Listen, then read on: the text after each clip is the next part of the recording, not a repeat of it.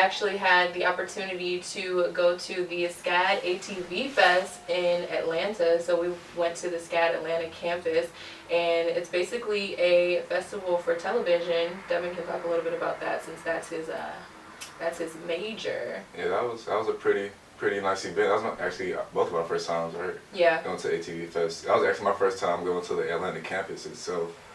Even though I'm like from Georgia, I've never been. I only been to the Savannah campus. But it's I've pretty been, nice. but you know, it was for a hurricane, but it's fine. They only have like one academic building there, correct? Everything is just in one building. It's so much different. It's the complete opposite of being in Savannah. So in Savannah, it's like all of Savannah. All of Savannah is SCAD, and then in Atlanta, it's like we just have this one little central area. But nonetheless, it still feels very SCAD out there. So props to us for like still keeping the aesthetic and everything going. But I mean, it's SCAD. Like, of course we would do that.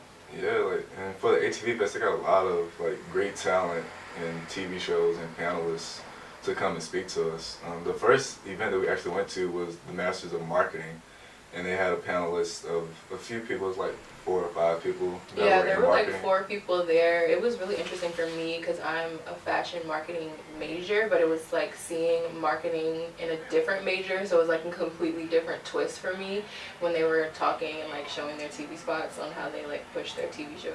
Yeah, they weren't even like commercials. They were like mini 30-second movies. Films. Yeah. I'm like, oh my god, how do we do this? Like, in the fashion industry, it's more so like little snippets, so you'll see more like of a commercial style video or, you know, more advertising style, but this is like meant to tell a story. It's meant to, you know, give you some type of feeling after you watch it. Yeah, they had one of the guys from CNN, their marketing department, and he said a really good thing. I remember that his commercials that he showed weren't to bring people in to watch the show. It was just really to tell the story and brand the channel itself, and not really just because people know what CNN is. Like, they know it's a news channel, so yeah, people are gonna watch it or they're not. But they were just trying to brand themselves and show what they really meant and their kind of like their mission. Yeah, I mean, that's, like I said, it's just a different approach. It's kind of a little bit better to kind of think of it that way, because it's not always about pushing the product in someone's face or like, you know, telling you to go watch this, but like, why should I watch it? Like, what is so good about this? Like, what am I going to get out of this? So I really appreciated seeing that and seeing like four different people working in the industry, seeing their different spots, like how they. Read the description. I didn't even know. I mean, after we were like, okay, we're just gonna, you know, get this ticket and watch it. I looked at the description because I'm like, okay, well, let me see what we're actually gonna watch, and it was just kind of talking about, oh, English teacher and like theater, and I was like, oh my god, I'm not gonna like this. This is not something that I choose to like turn on my TV, but I ended up really liking it. Yeah, the crazy thing is, like, the opening scene. I think it was opening scene. They had one of the little girls had an iPod and she was like studying. And she was listening to Hamilton. And, like, you heard everybody in the audience like, singing. Oh. I was like, oh my god, what? And the song was Alexander Hamilton. Yeah. They were playing that song, and like everybody started singing along once they heard the lyrics and everything. And then the main character, he started singing as well, and then everybody just went crazy for that, man. That was I really like that show. They touched on some good issues throughout the whole pilot. It does really remind me of High School Musical, though, now that you said that. Yeah, cause like not the main character, but one of the characters is like a sports, he plays football and stuff like that, and he's trying to join the theater club and stuff like that. But you guys have so much new stuff to watch very soon. Like, we just had the opportunity to screen things early, but you'll be able to watch them very soon, which is exciting. But yeah, no, Rise was it was very fast paced. Like, I thought it was a movie. Like a full movie. Full film. Like, I thought they showed like the whole season like in one sitting. Yeah, I was like, is this a movie? Are we at aTV Fest or Film Fest? Like, what the character development was just amazing. It was so like, fast. You got so invested into each and every character. Like, even like the mom with some of the characters. It like, was so fast. That, like, I don't know.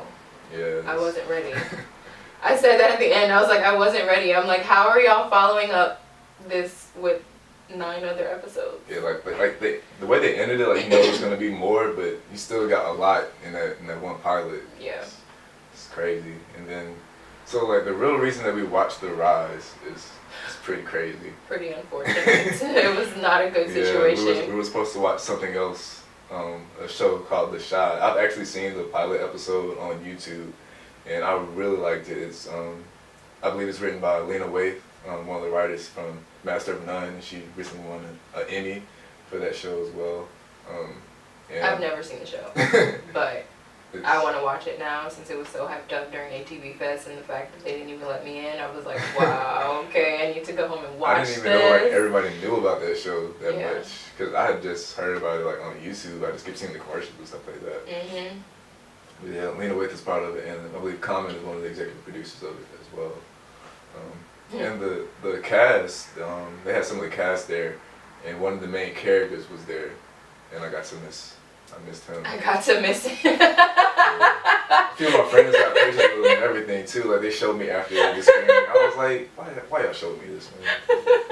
Because they didn't even have his name on the list of like the panel. Yeah. So I was like, all right, I guess I didn't miss too much, but he surprised them and came anyway. So I was like, yo, that's crazy, man. Yeah. We couldn't even see him. Like we had tickets and everything, but we got there kind of late, and they said that it was full. Thanks to me, because I was trying to do my homework. I'm like, school comes first. Right? That's why I was like, oh my god, I'm so sorry. But like, I was trying to, I have harsh deadlines right now that I have to meet. So yeah, that's why we missed the Shy, but heard it was great. Everyone had a lot of good feedback for it, and they had some amazing pictures with the star of the show. Yeah, that was pretty good. And then we also saw 2 SCAD shows, the Nailed It and the Buzz. I love our school. Yeah, those shows are pretty. It was good as the other ones that we saw at the festival. Like it's crazy when you see people that you know, yes, or that you see every day on campus on a big screen, like in a full production. I'm like, this is crazy. There were some true professionals on the screen too. Like I want to watch those shows like on like just on TV, like on Netflix. Definitely nailed it. Nailed It is so funny. Oh my goodness. The comedic timing was just genius. Shout out to all the writers and the actors and the whole crew. They had like the whole show is put on by SCAD students. Yes, SCAD students, everybody. Students, like people that are actually here. Like the only thing the professors do is like executive produce just so they can make sure everything's running smoothly. But the crew, the cast, all that is all the writing. Students. Yeah. All the set design, production design. Everything. I was like, oh my goodness, what? That was insane. Yeah, one of our members of the e-board at BSA, Amelia Bentley, is actually on the Buzz. They didn't show her episode at the Amelia. Yeah, shout out to her. They didn't show her episode at the festival, but we should see that soon once they finish editing it and everything. Yeah, she always talked about it, and I'm just like, okay, I just knew it was like a show, but I never really asked her, like, what are you saying? Like, what are you talking about? I don't know what it is. I never, like, asked for more information, but I definitely want to see it now after seeing the old episode. Yeah. So I'm just like, oh my god, like, where can I watch this? Yeah, they filmed both of those shows with a live audience, so. Right, like professionals. We're filming with live audiences. Like, every time they film it, they'll always just have something to do, so I can't make it, like, every time. So the only negative thing about going to SCAD is that there's so many things going on, and until technology allows me to be in 2 places at once, I'm gonna miss something. That's the only negative thing about being here. There's always something happening at the same time, on the same day, and it's just like, how do you choose? Most of the time, it's like already chosen for us, but it's crazy because you want to go to certain things and you want to experience, like, get the full experience, but it's just like, I can't be over here and over there at the same time. Or I'm not going to make it on time if this one ends at the same time this one starts. Like, that's the only thing.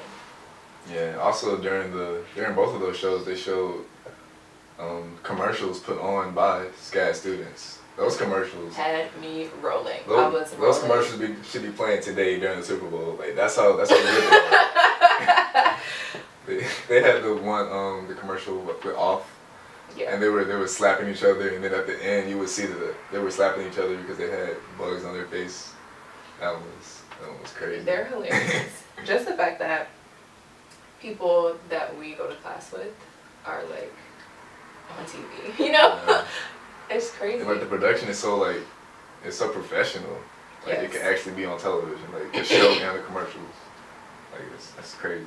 I was excited. I appreciate them doing that because I feel like that was something that was more relatable. It was like, oh, okay, we're gonna have all these screenings and there's gonna be all these famous people here. We're gonna have these panels and everything, Q&A, but no, like actually having the SCAD students go up there, have the time to, get their screen time and everything. The students in the panel too. Yeah, so have their little questions. Q&A time. Yeah. They were all on stage looking real professional. I was like a proud SCAD student. I'm like, these are my peers. You guys are amazing.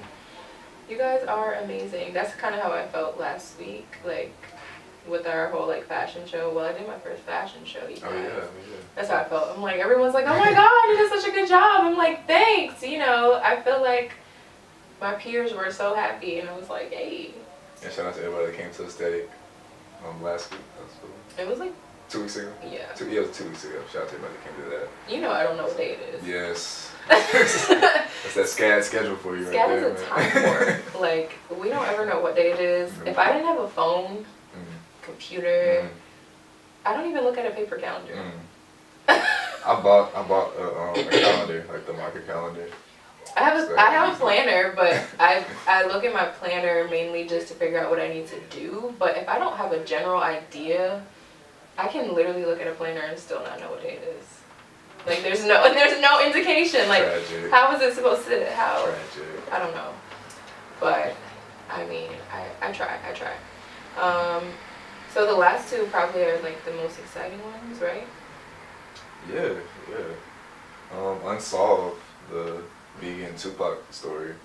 I was so lit for this. I was like, we need to watch this one. We need to watch this. Yeah. And the crazy thing is it came out right after the Biggie movie came out and the Tupac movie came out, and then this show with both of them in it came out right after each other.